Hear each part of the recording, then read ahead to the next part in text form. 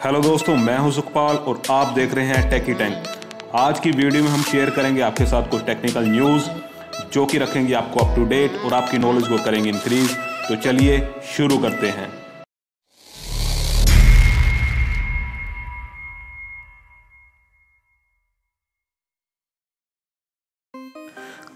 जो पहली न्यूज़ आ रही है वो गूगल की तरफ से आ रही है। जी हाँ, गूगल बहुत बड़ी टेक कंपनी है जो हर साल नई टेक्नोलॉजीज़ के ऊपर काम करती है और उन टेक्नोलॉजीज़ को अपने यूज़र्स के साथ, डेवलपर्स के साथ रूबरू कराती है।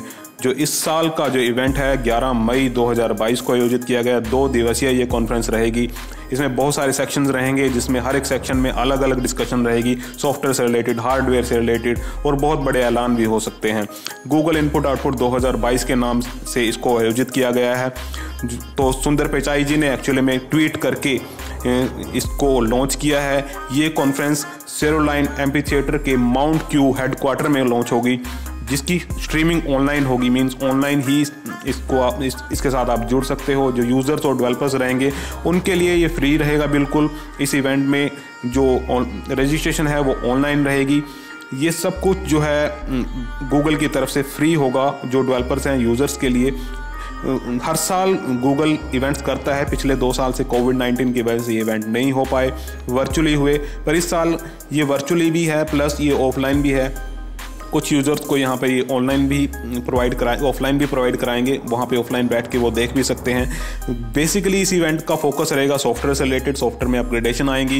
एंड्रॉयड का जो 13 जो नया वर्जन है एंड्रॉयड 13 उसको भी लॉन्च करने की संभावना है। जो एंड्रॉयड वेरिएबल डिवाइसेस हैं उनके ऊपर भी एक्चुअली में गूगल रिसर्च कर रहा है, बहुत सारी टेक्नोलॉजीज़ के ऊपर उसमें डेवलपमेंट कर रहा है। तो वो सब कुछ डिस्कशन रहेगा इसमें। तो ये इवेंट बहुत ज़्यादा इंपॉर्टेंट है, इसको भी आप ज्वाइन कर सकते हैं। अगली न्यूज़ भी गूगल की तरफ से आ रही है। अगर आप भी स्मार्टफोन की कम स्टोरेज की वजह से परेशान है तो ये दिक्कत बड़ी जल्दी दूर होने वाली है। जी हाँ, गूगल इस पर काम कर रहा है। आपको ऐप डिलीट करके मेमोरी स्पेस को कम करने की ज़रूरत नहीं पड़ेगी। हम में से ज़्यादातर लोग स्मार्टफोन को लिमिटेड मेमोरी की वजह से परेशानी रहते हैं।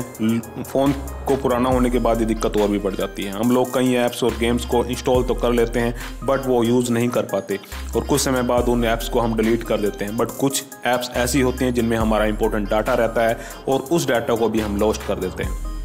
तो गूगल इसका एक समाधान निकालने वाला है। उन्होंने एक ब्लॉग स्पॉट के माध्यम से एक नई टेक्नोलॉजी, नई फंक्शनैलिटी के ऊपर अपना इंट्रोडक्शन दिया है जो कि आर्काइविंग है। आर्काइविंग, जी हाँ, आर्काइविंग करता क्या है? आर्काइविंग जो ऐप्स होती हैं उनका जो डेटा होता है उसको आर्काइव करके वो अपना स्टोर कर लेता है एक छोटी सी फॉर्म में। जब भी हमें उस ऐप को दोबारा से इंस्टॉल करना होता है तो वो उसको रिस्टोर कर सकता है ईजिली, अगर वो कंपैटिबल वर्जन रहा हमारा।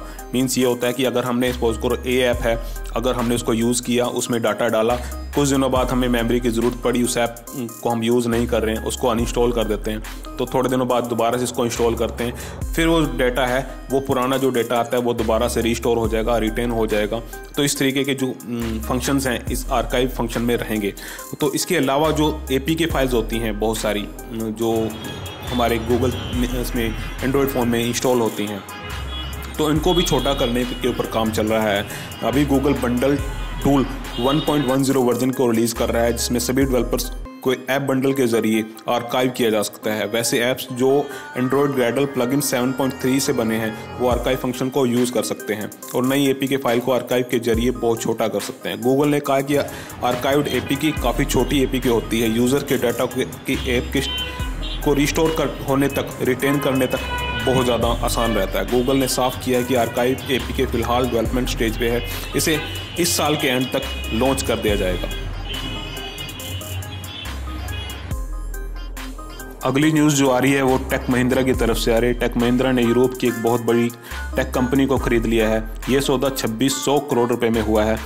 ये कंपनी का नाम है CTC, मीन्स कॉम टेक को के नाम से है। ये टेक यूरोप में जो टेक सर्विसेज होती हैं उनको प्रोवाइड कराती है।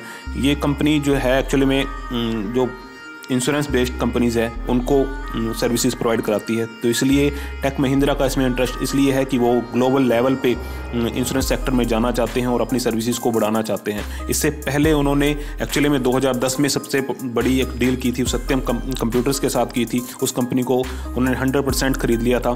उसके बाद टेक महिंद्रा का जो ग्रोथ है वो बहुत ज़्यादा बढ़ गई थी। तो इसलिए टेक महिंद्रा अब एक नेक्स्ट लेवल पे जाना चाहता है। यूरोप की कंपनी को खरीदने के बाद वो एक ग्लोबल लेवल पे भी अपना परचम लहराना चाहता है। तो ये भी एक बहुत बढ़िया न्यूज़ है। अगली न्यूज़ जो आ रही है वो HCL टेक्नोलॉजी की तरफ से आ रही है। पिछले हफ्ते उनका जो शेयर है वो 7.5% तक गिरा है। कंपनी के जो शेयर मार्केट में बहुत ज़्यादा डाउन आ गया था। तो ऐसा क्यों हुआ ये भी देख लेते हैं। HCL एक्चुअल में बहुत बड़ी कंपनी है टेक्नोलॉजी के सेक्टर में। वो सॉफ्टवेयर में भी डील करती है, वो हार्डवेयर में मींस लैपटॉप एंड कंप्यूटर्स में और बहुत सारे ऐसे डिवाइसेस में भी डील करती है। बट पिछले हफ्ते उनकी जो शेयर मार्केट है वो डाउन आई है। 7.5% तक उनके शेयर को डाउन चले गए थे। एक्चुअली में हुआ क्या यहाँ पे, जब पिछले हफ्ते उन्होंने अपने जो अक्टूबर से दिसंबर तक की जो एक्चुअली में वो था, एक रिपोर्ट उन्होंने शो कराते हैं कि टर्नओवर कितना है, उसमें हमें प्रॉफिट कितना हुआ, नेट प्रॉफिट कितना हुआ। बट इसमें क्या हुआ कि 13.6% तक उनको वहाँ पे डाउन गया है अक्टूबर से दिसंबर के महीने में। तो इस वजह से जब ये एनालिसिस हमारे पास सामने आते हैं, जो रिपोर्ट्स आती हैं, तो वो डाउन जाते हैं। जो यूज़र्स होते हैं जिन्होंने शेयर खरीदे होते हैं या फिर जो उसमें इन्वेस्ट करना चाहते हैं, वो थोड़ा पीछे हटना स्टार्ट हो जाते हैं, जिससे शेयर मार्केट में डाउन आ जाता है, उनके शेयर्स पे बहुत ज़्यादा इफेक्ट करता है। बट जो एनालिस्ट हैं वो उनका अभी भी पॉजिटिव वे में है। वो कह रहे हैं कि ये जो शेयर हैं वापस जाएंगे और अच्छा ग्रोथ करेंगे। तो कुछ ऐसे जो ब्रोकरेज कंपनी ने HCL टेक के टारगेट को और बढ़ा दिया है। दूसरी कंपनी ने के शेयर भाव में गिरावट से इसे दिवाली के लिहाज से और भी आकर्षक बना दिया गया है।